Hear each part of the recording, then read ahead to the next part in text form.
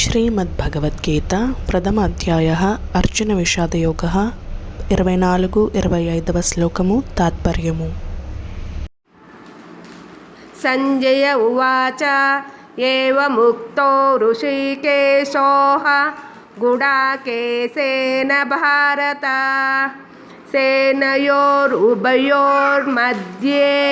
స్థాపయిత్వా రథోత్తమం భీష్మద్రోణ ప్రముఖతః సర్వేషాం చ మహీక్షితాం ఉవాచ పార్థ పశ్యతాన్ సమవేతాన్ కురునితి.